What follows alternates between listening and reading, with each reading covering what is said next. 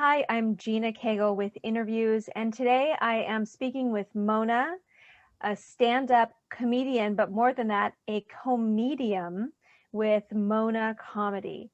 Mona, welcome. Yay! Hello. Hello. So Mona, I mentioned that you're a comedian. What does that mean? That means I have really funny conversations with those that have crossed over. Hmm. In particular, I think it started off first with Bernie Mac. I think he was the first one that was just his energy was around, and I didn't really get what that meant until having gone through my mediumship course and evolution. I reflect back and I was like, oh yeah, Bernie Mac was all over that. So yeah, that's a comedian. Wow. So in your stand-up comedy, do you channel comedians? Do they sort of stand around you and whisper funny things in your ear? How does that work? I think that it's really pre-gaming. So there's a lot that goes into being a comedian. It's very overwhelming on the body when you're a comedian. You have, you're basically, you have to get there early enough. Those of us that do 5, 10, 20 minutes on stage, we usually devote 3 to 4 hours to that activity. So, and it's in the evening. So there's just a lot that goes into it backstage. And how I monitor my state has been part of my journey as a comedian. And the more comfortable I got with my material, my stage present, the less control I kept on the set. And I would just kind of like let go and really just olay and surrender. Whatever came out of my mouth was the thing that came out of my mouth.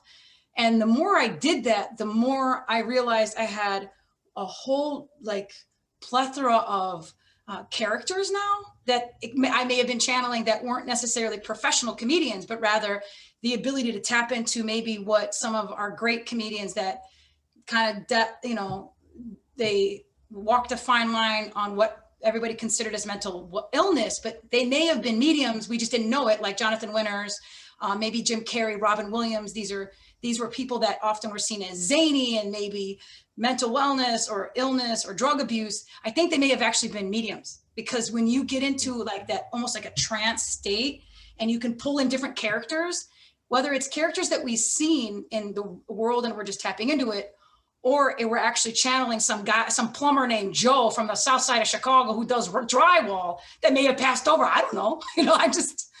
But it was really, really sitting at one of the more difficult shows that I did recently. And I was at a world famous Green Mill here in Chicago. And I was sitting, and the room was packed. And if you know the Green Mill was around. It was an old school speakeasy with Al Capone. The greats have been in and out some of these areas in Chicago as performers. And I just felt the presence of Lenny Bruce. And I'm like, come on, like, the great, whatever, bro, right?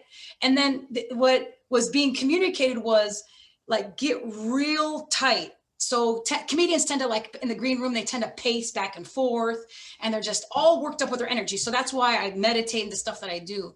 But in this particular arena, I wasn't able to go to a green room. I was sitting within the audience. So, and I couldn't really even see the stage because everything, and I was getting a little overwhelmed, because typically I like to have a sense of the audience, know what I'm going to say and say it. But when Lenny Bruce was like, all right, get real small, kid, like roll up like a coil and then pop on stage. I was like, all right, cool, fair enough. And I just went in and I listened and I was like, okay, cool, I got it. And when I got on stage, it was like explosion. And to the point though, is that when I tend to do that afterwards, I'm like, oh my God, what did I say? I don't know. Was that good? I don't know what I said. And that's why this idea of mediums and comedians or stand-up comedians that really don't go by the book, or they don't stay on script and they just flow, giving a little bit of, props to source for having done a lot of that, I think could really serve comedians long term. That's a really long answer. That's a fascinating answer. Thank you. Yeah. And you talk about channeling, and in this world with the spiritual world, we tend to think of channeling as a specific activity, or some people channel angels or Arcturians or source or different sort of things. But sometimes I think a lot of us channel more than we recognize. And myself moving more into that field, I realized that as a writer and a speaker, I've been channeling all along, but never recognized that, you know, when something just comes out and whoa, that was good. What was that? I better write that down fast. Yeah. That was actually given to me and channeled. And I think a lot of us do that and we just don't really recognize. Amen. So of course, why would it makes total sense that that would actually, this is your Mona, your gift and your tool and your platform. So of course it would be used to channel if you're who you are and open to that. I think that's a beautiful combination of those two worlds. And the pressure is heavy when you're on that stage. So like, it's actually kind of cool to know, and if maybe more people knew it, that when you're in the hot seat like that, where all eyes on you, literally the lights are so bright when you're on stage, you can't see your audience. So you're like this. It's so cool to know that Source has your back. Yes. Think about that, right? Yes. Well, like, you know, and that comes down to, you know, I work with a lot of people, a lot of different clients. And for so many, I find that their intuition is really good, really big and strong. And that third eye chakra is nice and big. And there's a lot of ability there. But what we often do, what I sure did for a long time, was try to logic and try to think of it yourself and do it yourself and not let go of that and be in the flow. And that sounds to me like that's what you're saying. There are loads of comedians who have their notebook and they have their thing memorized, and that's one way to do it. yeah. And this is a whole other way that is really working for you. Yeah, totally. And what I'm noticing is that that's going to be the wave of the future. Like if I was a gambling woman and I put money down, I'd say so much comedy. America's really one of America's great exports, kind of equal to Brazil's exporting of football players or soccer players. America's been exporting comedy for decades. Like if you were to look at all the comedy around the planet, a good 80%, I'd say 80% has some tie to the United States, and usually in particular to Chicago because of the different modalities of writing. But to be able to like allow yourself to kind of like lean back and tap in when you want, like, okay, I know my jokes, but also I feel comfortable enough in my relationship to these humans that I could like, I've interrupted myself when I'm on stage. I'm like, hold on, where are you from? And the whole room is watching that and they're more intrigued. I'm finding that globally, people have been consuming so much comedy, they're catching the pattern. Set up, punchline, set up, punchline. Insert joke about wife, insert joke about body, insert joke about race. But what they are never prepared for is when the comedian goes and breaks that fourth wall and is like, hey, where are you from? What's your name? Marty? Come here, Marty, get on stage. They're like, oh, Marty's on stage. I might get on stage. There's so much, the element of surprise, which really is stand-up, is in full throttle. So my dream tour would be, you never know what's going to come out of Mona's mouth because she's literally doing it live. So if you see her in San Antonio and then you see her in Austin, you're going to want to follow that because whatever that cut's going to come out of her mouth is not going to be the same. And I think a lot of comics, what they do is they build their hour and they take it on the road, kind of like a musician. But what we do is when we have a joke that kills, what do people not want to hear? That joke. Because the element of surprise is gone. Whereas the Rolling Stones are still making millions from some crap they wrote in the 60s. No offense, Rolling Stones.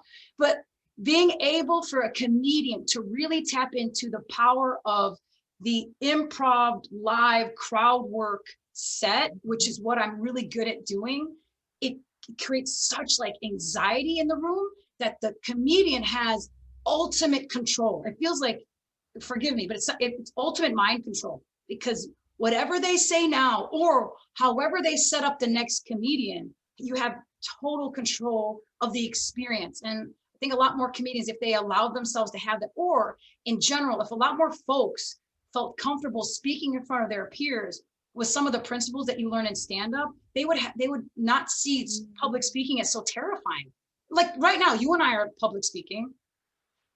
I'm not scared. Are you scared? No, not anymore. Okay, there you go. Used to be. Yeah, you did? Mm-hmm. Oh, wow. With this, you know, what's funny is for me, on stage, not scared. This, for some reason, super intimidating. Really? Yeah, I don't know what it is. It's better though. Going back to what you were talking about, there's something, you know, I love stand-up. So like John Mulaney, super funny. And he has a way of setting up a punchline that closes his show in the beginning of the show. And there's something magical about, like, he says something at the very end and you're like, dang it, he crafted this whole thing. That was beautiful, you know? Yeah, they're called callbacks. So they prime you with something, and then the ultimate of that, like kind of like in a play, in a 3-act play, if a gun is shown in scene 1, it better go off in scene 3. That's kind of how comedians will do that callback. Right. So that's beautiful. And then there's another comedian, I can't think of his name. He did Cash Cab. Oh, yeah. He's like off the cuff. Mike He does something or other. What is it? Mike, I think it's like Mike something or other. It might be. Yeah.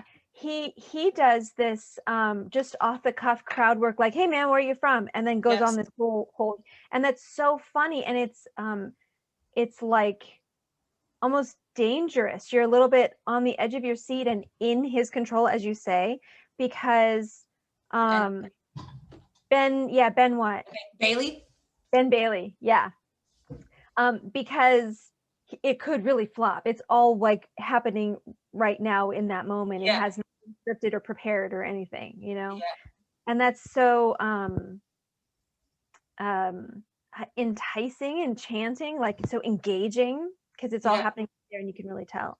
Yeah, you'd be surprised how often when I say, hey, what are you doing? Like some guy's just eating, he'll eat chocolate by the bus. I'm like, hey, what is that? He's like, it's chocolate. I'm like, can I have some? He's like, sure. Everyone's like, oh my God, you just talked to a stranger. Yeah, I just. Imagine that. Okay, yeah. So then you bring this together with, so you're a comedian, but you're also a healer, an intuitive, a very spiritual person. Yeah. And so you've brought those two things together with comedy. What is it? Comedy? Class Clowns. Class Clowns. Yeah, that's where we teach stand-up comedy classes. Right. So tell me about that. Okay, cool. So one of the things that I learned in comedy was that there are some just really simple perspective exercises that really help you understand what you should say in the room, how you should say it, and how the room and how the people might be interpreting you. And I didn't realize the level of emotional intelligence that required. I had no clue until I started teaching really like 6th, 7th, and 8th graders stand-up comedy. And then I went into the corporate setting and I taught this beautiful accounting firm. I started with an accounting firm, teaching them simple exercises like how to introduce a comedian as if they're coming on stage with the hype. So if I was the host and I'm like, ladies and gentlemen, give it all the way up, give it up for our next performer. She's absolutely amazing. And I start naming all of your accolades, whether it's in the corporate world or just in this world, naming all your accolades, then pumping you up, then saying your name and getting the whole room to applaud and you coming up to the microphone. That exercise rattles a corporate setting and it really creates open communication, team building exercises. And that's just one exercise we use in stand-up comedy that allows you to dance with acknowledgement and like accepting praise, as well as being singled out and then being responsible to acknowledge somebody else. But it raises the vibration of the room so powerfully that everyone in the room, and typically it's in the corporate setting, they all become equal. They all become like kids at play.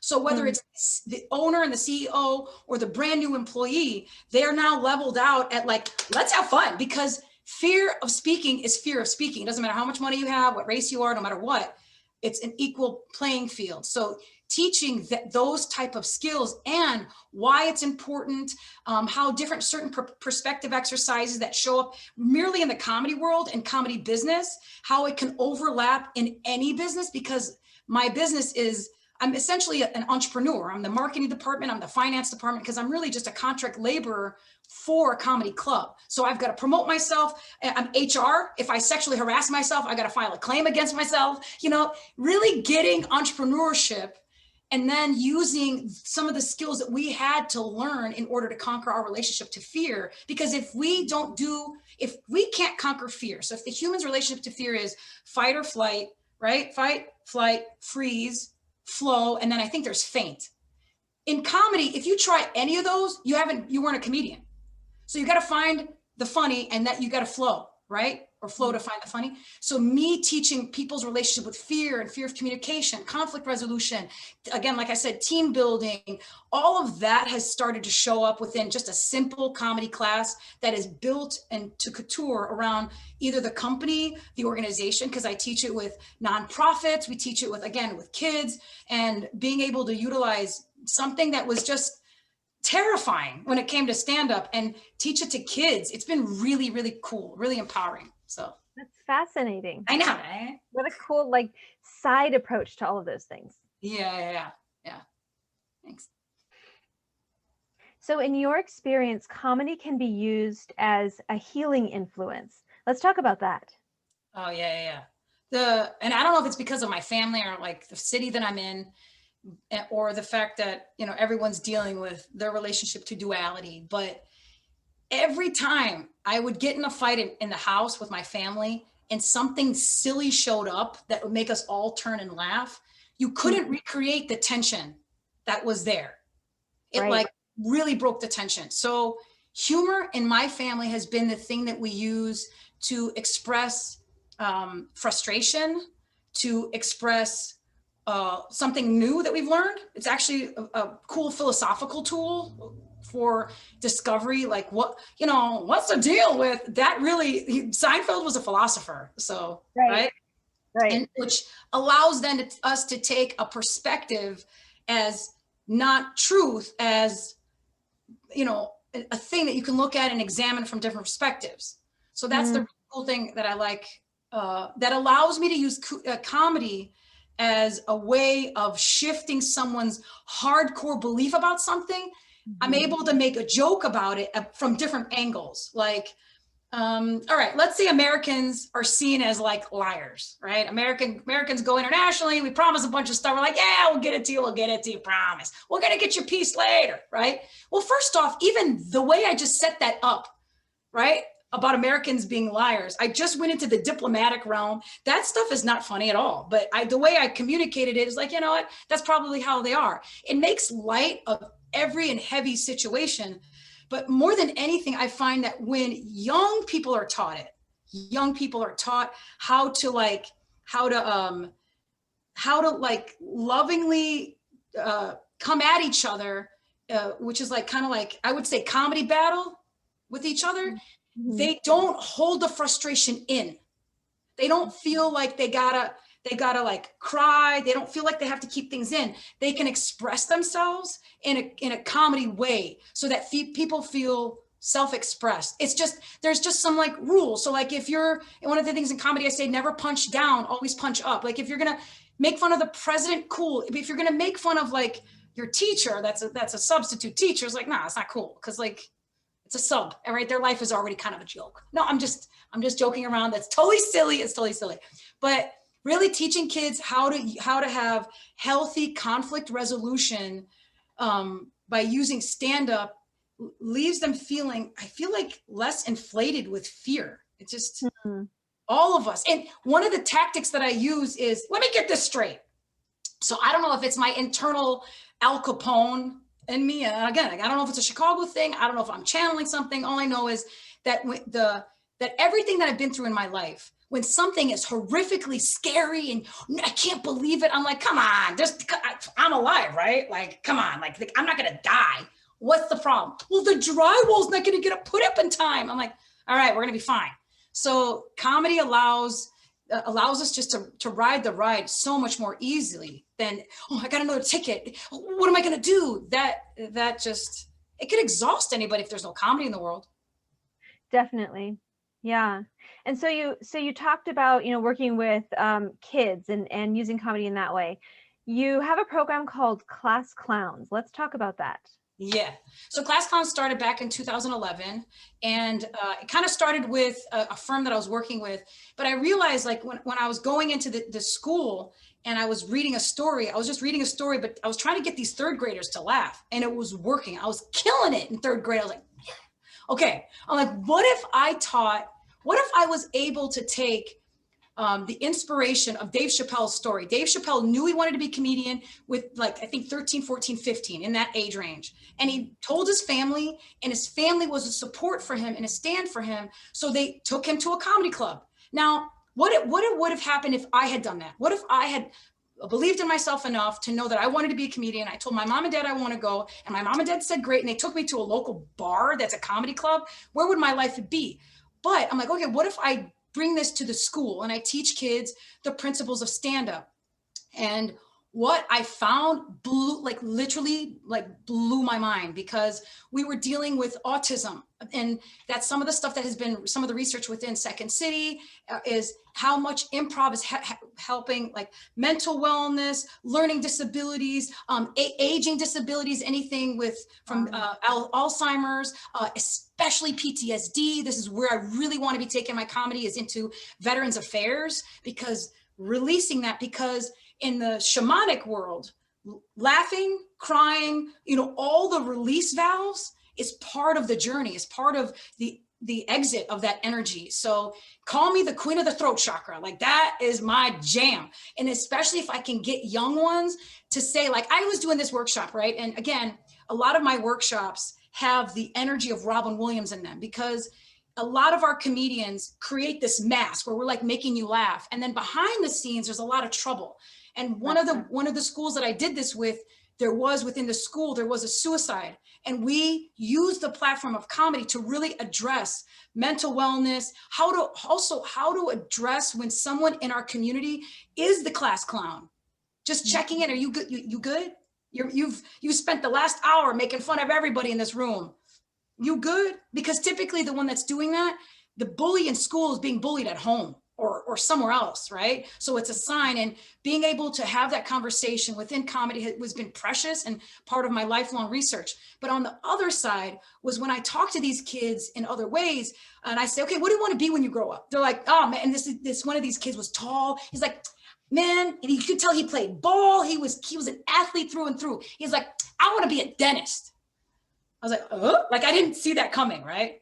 And I was like, oh yeah, tell me more. He's like, oh yeah, man, they make 150K a year.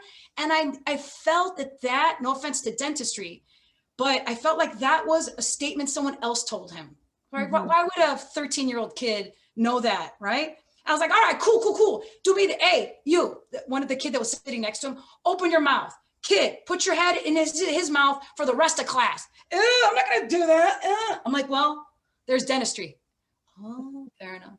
Like being able to have real conversations with kids in a like a lighthearted way only came through from comedy. And comedy internationally, no matter what, whether it's the IRS agent or it's an Israeli soldier that's at the border of me being able to get in, and I'm a Palestinian, someone who you think would treat me horrifically. As soon as I say I'm a comedian, they're like, oh, I have a joke for you. I'm like, yeah, you would, right? Everyone's a comic. So it's something that gets me in on an even playing field, and typically people lean in because they want to tap into their own childlikeness. Right. And so you've traveled the whole world, been to some wild places to do your comedy. Yeah. Is there a commonality among audiences, no matter where they are? Yeah. They want to be made fun of. They want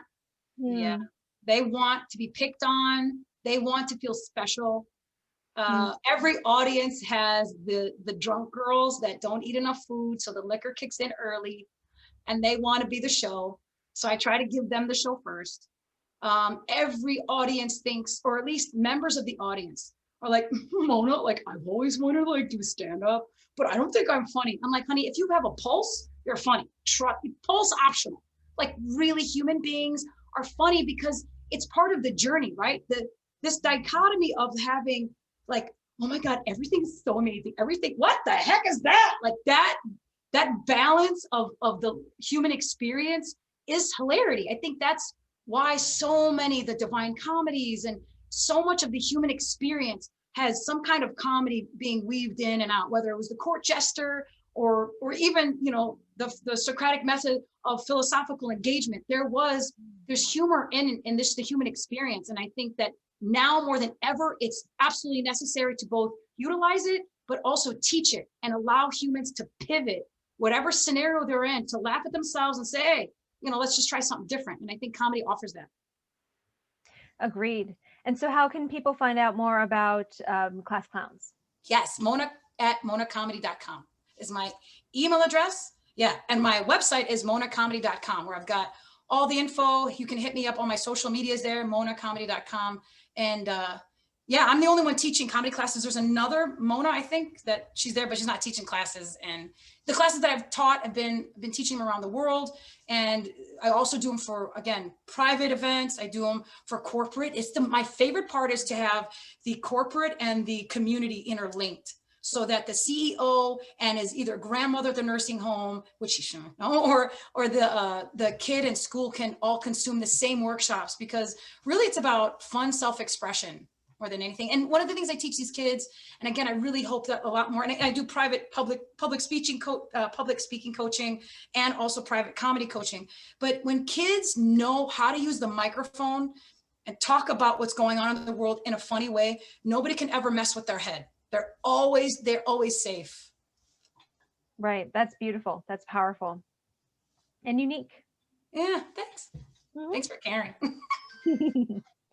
So you also, you mentioned shamanism before. You also have your own spiritual side, your spiritual practice, yeah, and you offer services in that realm as well. Let's talk about that. Yeah. What are your favorite services to provide to people? My favorite one is something I've started called Bitch It To Me, which is, let me hear it. Because if you're mad about the Havarti cheese that you stood in line for like 45 minutes at the deli, and you brought home this Havarti cheese, and you get home, you hide it in the back, but your family eats it all by the time you come home, you're gonna want to bitch to somebody. And you can't bitch at the kids. You can't yell at the kids. You can't yell at the wife. You can't go to the deli and yell. I'm like, call me.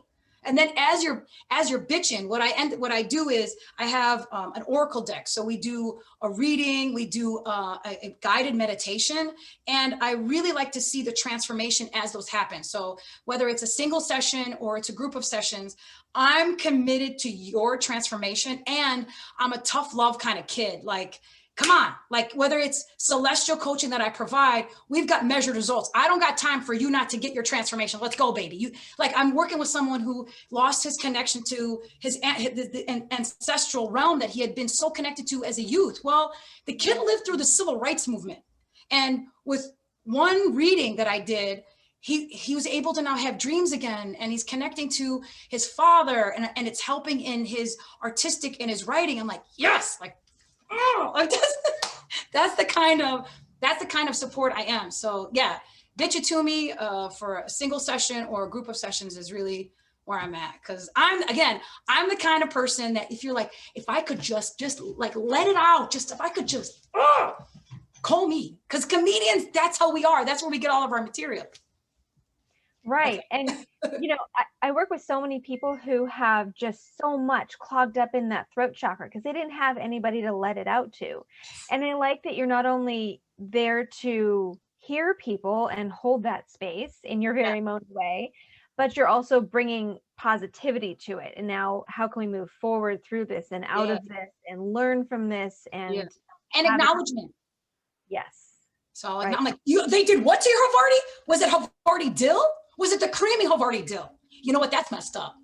And they're like, I know. I just heard.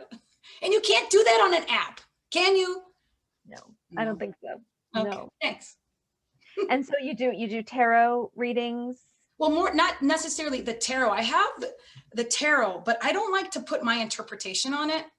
I really like to be a conduit for the divine. So I'll ask questions, and I'll either I'm shuffling the oracle deck, and I use one particular oracle deck producer. I'm not sure if I should name her cards, but I can feel that the divine absolutely channeled through her because of me just being present as I channel for other, and it's showing up big time. It's Alana Fairchild. Her deck is powerful, and each deck that I use, the energy of the deck showed up. So when Rumi showed up, Rumi's deck showed up that same day, or Isis, or Kuan Yin or Mother Mary. So those are the decks I work with. And depending on Earth Warriors showed up on election day. So when I work with someone, I ask them, these are the deck, what resonates? Oh, that one. Like you can tell that the cards were ready for them and they're ready for whatever message is coming, because instantly there'll be a connection. So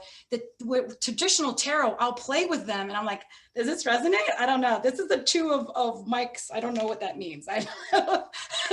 But it usually does. But I like to really get out of the way so that I'm not, I know what this means. You know, I try to get out of that. Mm-hmm. Right. You've done some tarot or some card pulls for me, and they're always powerful and beautiful and exactly what is needed. Thank you. You're welcome. So what excites you? Like, what's the most exciting thing to you when you're working with people? So I'd say this, if a chef is absolutely in love with the chemistry, the physics, the environment, and the magic of food, I am that way with humans. They fascinate me, from how they think, how they walk, where they are, where their DNA is from, what their karma is. So I love to meet a human being and figure out what is that little gift that only they have given by God. Like, what are they really, really, really good at? And so I tend to, like, as soon as I see the human, I'm like, okay, cool. There's the adult, but like, where's the little kid? Oh, there it is. And they're when I see it and they radiate out from it, like I was once at a store where the guy was just had a lot of attitude, right? I'm like, hey, what's your favorite? What was your favorite cartoon when you were a kid? He's like, Bugs Bunny. Why? And I'm like, he's like, well, you know, because Bugs, you know, like that one time where he's playing, and he just went off into one particular cartoon, and it brought the tension down. It was a really random question, but it felt like I was able to tap into the innocent child within him. And I guess I'm just a grown kid. I mean, I chose to be a comedian my whole life. I'm a clown, basically, right? But I really like humans, and I really like when they're radiating their true essence. When they're trying to be something that they're not, and it's so obvious, right? Politicians can give off, they don't need, dude, you didn't read the law, bro. You don't know what you're talking about. But to be able to tap into the innocent child within, it makes me so happy. That's my exciting thing. That's beautiful. Thanks. So you have a special offer for Radiance viewers, for Interviews viewers. What is that? 20% off any of my services. Marvelous. And how would somebody claim that offer? Mona at monacomedy.com, and just reference this, either this interview, Radiance, or however we're going to do it. We'll figure out a way of doing it, but absolutely. I'm all about Radiance. Like, do you get how awesome Radiance is? I do. I'm so excited. Okay, cool. Because I like it. Yeah, it's a really, really, it's a transformational thing to be part of, both for the people we get to connect with and bring together, and the community we get to build. But personally, the people I've met just in getting the articles together and doing these interviews, it's a magical, amazing, transformational thing. So I'm very excited to be here with you and help you get your message out and be part of the Radiance community. Thank you. Because in Chicago, I thought I was all alone, and I just realized, oh, I didn't look for my Gina. Like, is there a Gina in Chicago? But the fact that you found me and you've been able to share my story and allow me to lean in. My work with you, and if you don't mind, but my work with you and Emotion Code has transformed not only myself, but the trauma has healed within my family, which is radiating out to all the people we impact. So thank you so much for just being a stand for all of the airy-fairiness that, I mean, if it wasn't for you, I don't think I would have really gotten grounded in my comedianship. I don't know if I really would have been acknowledged. Kind of like, you know, a country is only a country once it's acknowledged by another country. So like, I see you, Queen. Thank you for acknowledging who I was, because I'm like, well, maybe I am special. You know, thank you for that. Well, thank you. Thank you. And everyone out there, thank you for watching and being part of this conversation.